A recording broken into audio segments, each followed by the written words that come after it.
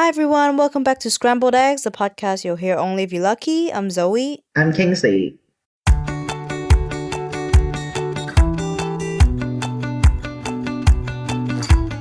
Today, we would like to talk about a very utopian and ideal topic, Mhm. and it's about a perfect world. But first, we would like to start off by just saying our part, as in like what we envision our perfect life would be like. So, Mhm. what would your perfect life be like? Like just in your tiny scope, like not big values on Earth yet, but like just what you want in life. What you think is perfect for you. My perfect life. I would love to have my own space to live in, and also have the opportunity to achieve my dreams. Well, a perfect world to me is like I don't have to work for anything. I just can lay in bed all day. That is my perfect world. Okay. It's something I want. I know it's not necessarily a good thing, like not Mm. working for what you want, but it's just like I know it's never gonna happen, so don't hate on me for wanting it. Personally, I'm kind of a workaholic, so I really enjoy the process of working on something, and then in the end, I achieve it. I accomplish it. So I wouldn't say I don't want to work for anything. But yeah, because I enjoy the process. But I do get what you mean because we all get tired sometimes. Like we are forced to do works that we don't want to do. And that's the moment when I feel like, yes, I don't want to work, but I want to get the task done. That's true. I think another thing for me is that I would like to get a dog, Mhm. get a cat. That would be quite perfect for me. And then to be able to, get close to nature, but at the same time close to city center so I don't have to drive a lot. Not that I know how to drive anyway. But for me, like a perfect life is like peaceful, happy, content, like not having to keep up with society's pace because I am in the society or people like think that we should do that, but on my own terms, which I find hard for me to do right now because I think we're very dictated by society in a way. And it would be good for me to not not be dictated by that, but it's hard, I think. Yeah, I think it's more It's more about like a like, mental state. yeah, finding your own balance in this world. You know, like our world is ever changing, but how can we not changed by the world and we find our own pace and own path in this world? Because sometimes we are forced to make decisions. We are forced to get the task done really fast, and we're forced to accomplish things at a really young age. But how to balance that, like the priority? I would say the priority. What we would like to do first, what we like to achieve first, and then find the balance. I think we're quite serious, or quite realistic even when we are asked such an abstract question about what a perfect world or perfect life would be for us.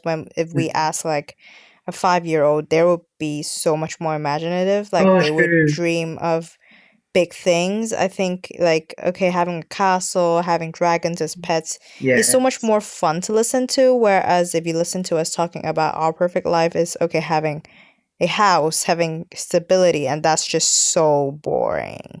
Not that it's not good, but it's just Yeah. so boring to listen to. But yeah, that's why what I want is actually just laying in bed and doing nothing. Like, is that good? No. But is that fun? Kind of. I also had like a dream of getting to eat tons of good food, but not breaking my bank account. That would be ideal for me. Okay. That would be nice. So I could try a lot of nice cuisines around the world where I don't have the chance to try now yet. Mhm. Partly because of like financial situations, but partly because, well, I'm still young and there's still a lot of cuisines I can try. I would say, like, in that sense, I would like to travel around the world. Not that I like to pack and unpack stuffs and then Yeah. travel around and then buy the tickets. Not that I like that process, but But maybe you can say that you, in your ideal world, you don't need to pay for tickets. You can just yeah, board a plane and just go anywhere you want. Or in an ideal world, maybe we can have access to Mars already, or have like another planet in another solar yeah, or galaxy that we can visit or something. See, we're so boring.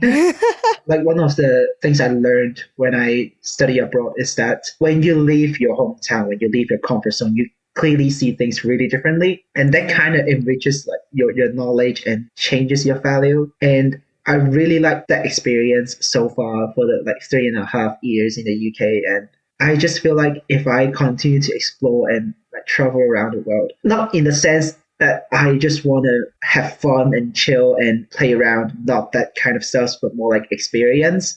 I think for me, it was like, it helps me to get to know better about the world and like shape my idea of how a perfect world should be. But yeah, I think all these things that we wanted before was just beneficial to us because we were discussing what we think of our perfect life would be fun. That would be fun.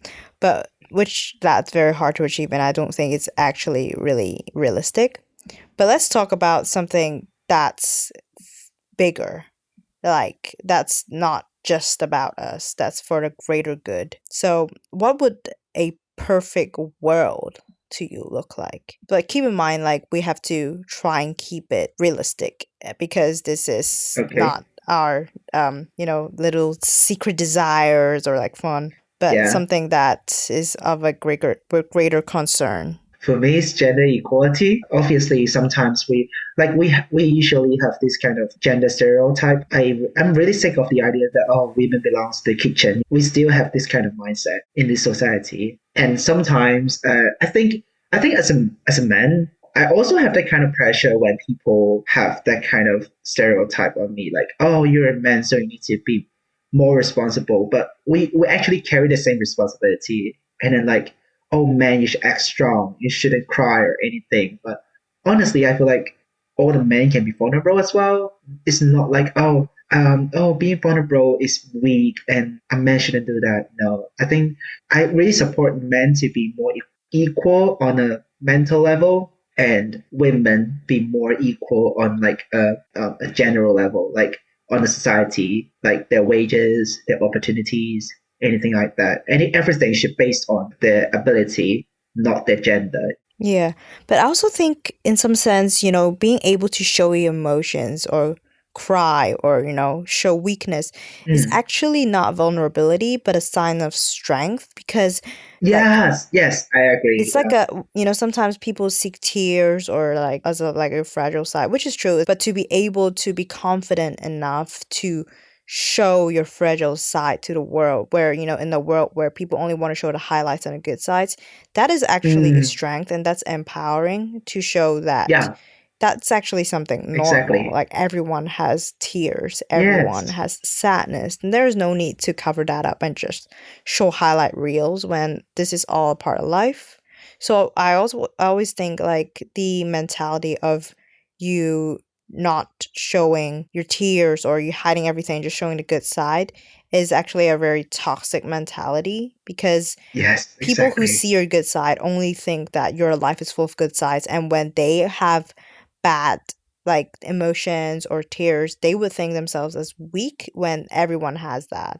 So that's actually very bad for people's mental health as well. So it's good to be more transparent about the good sides and the bad sides, so people have a more holistic view on what everyone's life is like and not just, the highlight reels. Exactly. Then what about you? Well, apart from gender equality, I think an ideal world would be social equality, like everything, whether it's of race, whether if it's of gender or sex or like social hierarchy or anything. Like first, if we talk about race, I just think like all of us are humans at the end of the day. So, and we come from like different cultures, and like we should celebrate the diversity instead of, picking out people and thinking they don't belong in our group, when I think a lot of the times people want to fit in. But I also think that it's really good to have like to not be the same, because that's how that's what make the world interesting. Because if you think everyone is the same and everything is the same, then this world is quite a boring place.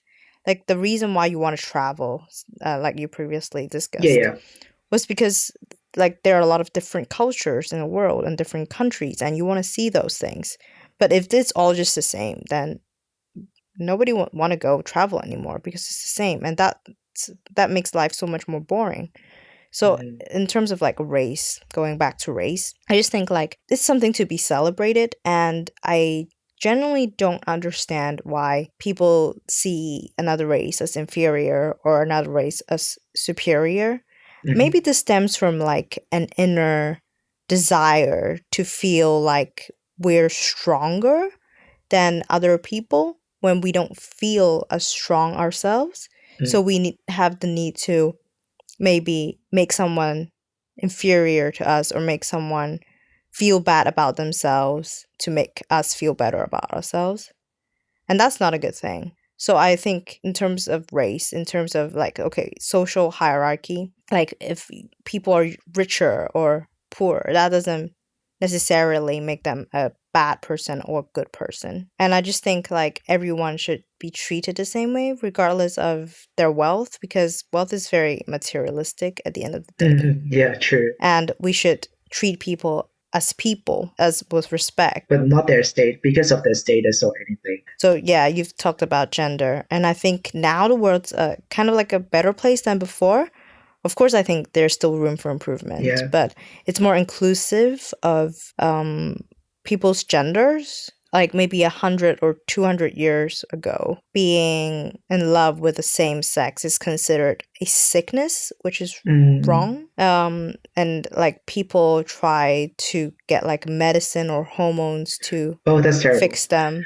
That's so terrible. They're not broken, so they don't need to be fixed. It's just the society was not as open as now, that people don't know as much about the LGBTQ plus community yet to be that accepting like now, which is good. But yeah, I think in terms of social wise, I just think generally just treating everyone with respect regardless of anything. Yeah, I think the mindset behind all these kind of social differences or like hierarchy in a society, it stems from an idea that we humans really like to relate us to the same kind of people. We would like to find people with the similar characteristics. You know what I mean? The rich people. Yeah, they would like to hang in. Yeah, they would like to hang out with the rich people because they feel like that's their community. Somehow, this kind of idea, when it extends to like a social level, it makes you feel like, oh, if you're against me, if you're different from me, we're not in the same group, and we do not accept that. And when that group become the majority of the society, and they will try to suppress like everyone that are different from them. I think that kind of idea starts from there, and it grows bigger and bigger until now, which makes the whole world quite segregated. Yeah. Yeah, I do think so. But sometimes when we talk about like people wanting to find people from their own country, I don't think that's necessarily a bad thing. But if they make it into a thing where, okay, for example, we have this group where only people from our countries are allowed, people from different countries are not allowed, then that's a bad thing. Whereas if they just want to hang out with their like I think that's the point. Are from the same countries, but they're also welcoming of other people who actually want to join, then that's actually like it's actually a fine thing. It's a nice thing. Yes, I think it's more like when you try to create your own community or your own like social group, and then excluding others. Yes, and then make fun of others, or like have like bad accusations of others, like even those things are not real or anything. You just want to like make you feel superior or anything, like I'm the best or anything. I think a second point that would make the world like a better place is stemming from the like basic necessities, like the air we breathe, or food, or shelter, or water.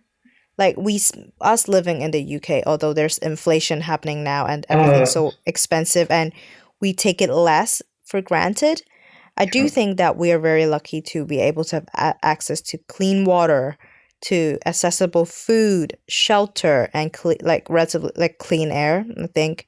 Whereas people in maybe developing countries or third world countries, they have to walk miles and miles to get water, and water isn't even clean or hygienic. It's just like the only source of water they have, and they have to use it. and there's no food for them, and then there's a lot of diseases, but they can't afford medical health care. Like, and it's just a very hard life for them. And a lot of the times, us in like more developed countries, people have access to these resources. They forget, or they are not aware that these resources are limited, and they waste a lot of them. Not that I'm saying they do it deliberately, but sometimes unconsciously as well. And a lot of people could really use these resources in order to survive, and yet we're just wasting it away. So I think in an ideal world, everyone would have access to clean water at the minimum. And like, okay, maybe if we stem even further, like, education. Like, we take education for granted, and sometimes I know we do not want to go to school, and we make fun of it. We don't want to go to school. Yeah, I understand that.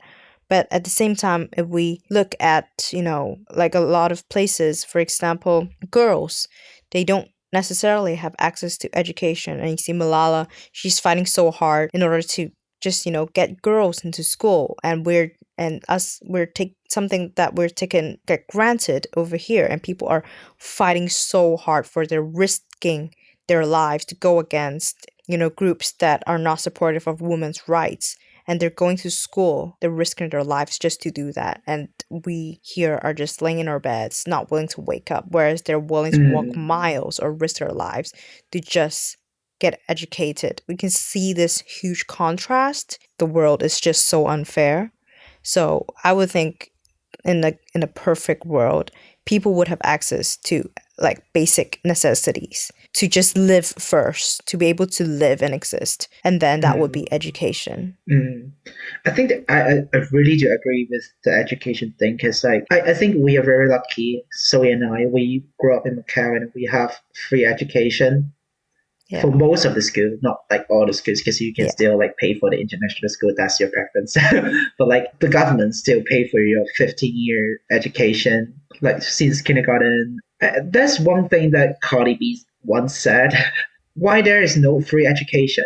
Because people pay hundreds of grants to study a bachelor degree or something. But if you actually want people to be educated or get the knowledge, why would people need to pay that to change the world? Because when you need to pay, it already narrows down the group. Like maybe the richer people. It's not accessible anymore to everyone. Yeah, like maybe someone who grows up in a family with really limited resources. Maybe that person is really smart, but they cannot access education because they don't have the money for that. Yeah. They may actually change the world, but instead, like people who are really, really rich, or like they have the opportunities, they have the resources, they can access university and then didn't make use of it. And it just wasted all the time and resources. Like thinking of that is actually quite unfair.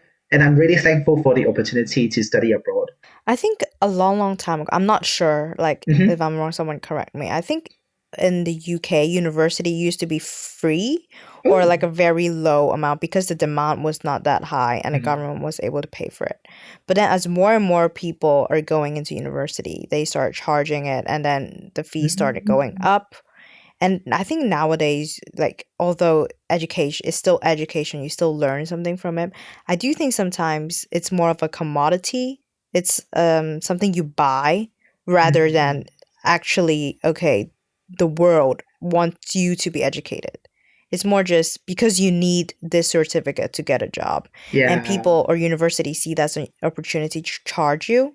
And people are willing to, to pay a lot of money, like people with resources, again, like you said, to get into good schools in order to have a certificate from really esteemed university. Whereas people who are less privileged, they might not be able to pay that amount, even though maybe they have that skill set. And I know that there might be scholarship and like bursaries, but are these actually enough or really accessible to everyone? We don't know. So education is actually not as widespread as we think in some sense. Yeah. I think another point, apart from like social stuff and basic necessity things, another point will be about the whole ecosystem. Like the problems that we discussed just now were primarily focused on humans. But like if we look on a wider lens, it would be about the whole planet, and it would be about like the ecosystem and the environment as well. And in like a perfect world, like animals will not have the choice but to be extinct, because I think animals, they don't have desires like us to be the strongest species or anything. They just kill, they just breed in order to survive and to maintain their bloodline or something like that. But like humans like us, we want more. Nothing seems to ever satisfy us. Like we want more land, we want more resources, we want more money, in some sense that we're willing to give up everything that's not these things in order to achieve these things. So that's why a lot of animals or a lot of natural resources, a lot of natural habitats are destroyed or become extinct, because their effort of trying to survive so hard are neglected, or it's like rendered of no use because of our desires and our actions, now that they have to become this extinct. So in like a perfect world, the environment would also be of a concern that we humans learn to coexist with it. I know there's a lot of topic going around trying to coexist with the environment, but I think we need to increase the pace of it and increase the speed, because we have been so rapidly destroying the planet's resources and the habitats for animals in the past few years or few decades, that we need to quickly salvage what's left and try to replenish it, rather than just trying to do it slowly and continuing to deplete these resources until one day it's no longer reversible, and that would be the end. Or I don't know. That's why humans maybe are always looking for a new planet to live in, because they don't try to save. We're trying to escape from problems rather than fixing it. Maybe that's the perfect world for them, like escaping from the problems. And just but then leave them after, all behind. what happens next? Like, okay, if you find a new planet and you just destroy another you planet. destroy the planet and then you find a new one again, right? So this is like a vicious cycle. I don't know if the universe is unlimited, like I don't know, or forever expanding, but there might be a chance that it's limited, so there might not be that many planets for us to exploit. Sometimes people would be like, oh, climate change is not real, and we don't have any kind of like increasing temperature problems and flooding problems, or like the icebergs are melting, anything like that. I mean, I do understand like the temperature increase is actually like a very natural phenomenon, but now that we observe that it's kind of like abnormal to increase in that level, and then we know that the icebergs are melting in an abnormal speed, I think that's evidence for us to be aware that we're not treating the planet well enough. I just don't know, like, if people being ignorant is that kind of like the perfect world for them. I think it's because like always, it's easier to ignore the problem than fix it, right? It's always easier, but then that problem will come back and bite us. True. I know, like, the right thing to do would be to fix the problem, but that's not the easy thing. And I think humans tend to go with the easy thing.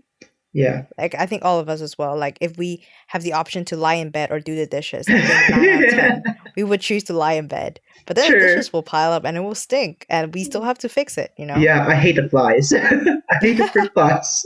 But I do understand, like, making a change is not the easy thing. I'm really aware of that. And then it's not like a snap, or like 1 minute, 1 second, and the problem will go away. It's like we may take decades or centuries to solve just one environmental problem. But I think at least if we're aware of that, that's actually a good thing. I think there's increasing awareness in the world now.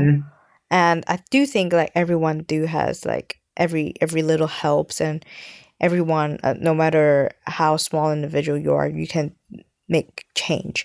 But is it as big as the changes that people in power can do, though? Oh, right? Yeah. So we're trying to increase the influence of those people in power to make a change, but it's always hard to, like, I try to understand their point of view. For example, people who are in power or people who are running a country, even though maybe they have a good heart and do want to, make like reduce the impact of the negative impact on the environment, but then they do have the responsibility to take care of every aspect of the country, like the economic growth or the well-being of their people, or everything else. So it's not just full throttle into repairing the environment. I think their job is to try and balance everything out. Like there will always be people who say they're not doing enough for each aspect, but it's very hard to go full throttle into something. And if you put all the energy into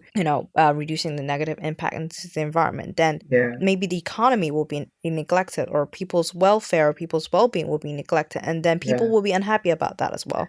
So I just try to understand how, but I do also understand sometimes some leaders might just be neglectful of the situation that's going on. We can see it in different perspectives depending on leaders and circumstances. But when we're talking about like environmental problems or anything like that, it really requires a knowledge base to achieve things. And taking the example of Sri Lanka, I don't know if there's any like political reasons behind this. One of the reasons why Sri Lanka go bankrupt, as you may know, is because they are trying to push forward green farming, and all the farmers have to buy the organic fertilizers. Normally, these kind of farmers don't have the money to buy them.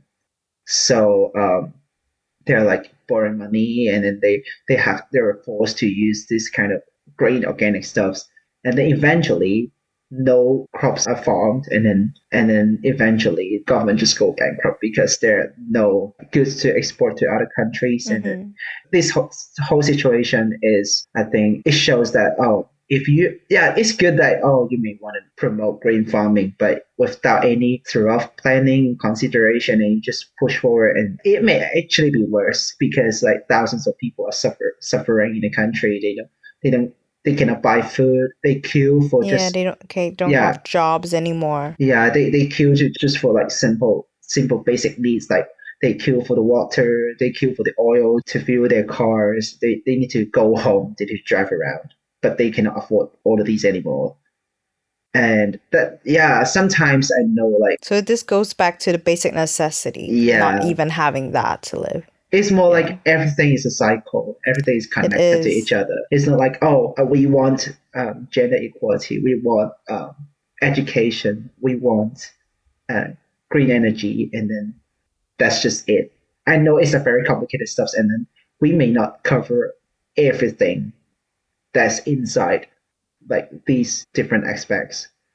People in power, the people in the country, the history of the country, the stand of the country, all these kind of stuffs may affect the decision. I think the simplest way, like, I think it would be very ideal of us to say, we want change, and this is what everything we have discussed today, we want that, and that would be an ideal world. I think that's very unrealistic to say that, because there are a lot of things that we may not have discussed, or we may not even know, that actually impacts all of these. As Kingsley said earlier, it's a cycle, it's a chain, so everything is interlocked and one thing affects the other. But I think it's good for people to know what's going on and what should be achieved. So that's why I think that why people are fighting for education, and why education is so important, because it actually helps raise awareness, and it actually educates people to think about, not necessarily tell them what's good or bad, but encourages them to think critically and analyze for themselves what are good and what is good and what's bad, so people can know what they should be fighting for. So fighting for equality or education or anything like that, in order to make the world a better place. It's more like showing them the world, like what's going on in the world, and at least when more people know about the issues and problems, and then more people can give the suggestions, it's not just like a very niche group of people in the society that can make an influence or make an impact. I think that's the first step, I would say. Like for me, it's the first step to achieve a perfect world. Yeah, it's very ideal. very nice to think about all this. But I also think like amidst all this sadness or this inequality in the world, it's important that we hold on to hope, because that's how a lot of changes happen, because people see hope and see the result that they want. That's what keeps them fighting for the greater, or some like a greater cause or greater good. And in many scenarios, they do achieve that. For example, gender equality before, where women are forced to stay at home, women do not have the right to open bank accounts, women not having the right to vote. We all have that now. And that's because people before are willing to fight for it, and they're holding on to hope. And that's why we have that now. So the things that we have discussed today might seem far-fetched, but it's not entirely impossible. I know it takes time, but like if we are determined, and if like everyone is willing to think critically about what's good or bad, and then when we fight for something we believe in and hold on to, this spark, this hope, this ideal future that we actually want, it is actually a very empowering and powerful thing to think about. And it's actually what has led to so many changes now, and such like a more open world than before. People with vision and hope fighting for it. Don't normalize anything that you think are not right. You should hold on to them and then just raise a question like, is it all right? I think that's very important for us to improve our society, the world, equality. Yeah, that's a nice wrap up to our episode today, talking about, what we think a perfect world should be, and, like thinking and believing that one day it can actually happen. Like we know it's very hard. It's almost impossible, but we, still believe in it. We want it, like, and we want it to happen. Like even if we were not able to achieve it, we would be closer to achieving it than not achieving it at all. And that is, growth is still good. And that is basically it for today's podcast. Yeah, we hope you enjoyed it, and do let us know what your perfect world is like, or what your perfect life is like. Show us your creativity. We will promise not to judge you. Yes. If your perfect day or perfect life is to not do the dishes ever again, we will not judge you. But yeah, we hope you enjoyed this episode, and we'll see you next time. See you next time. Bye.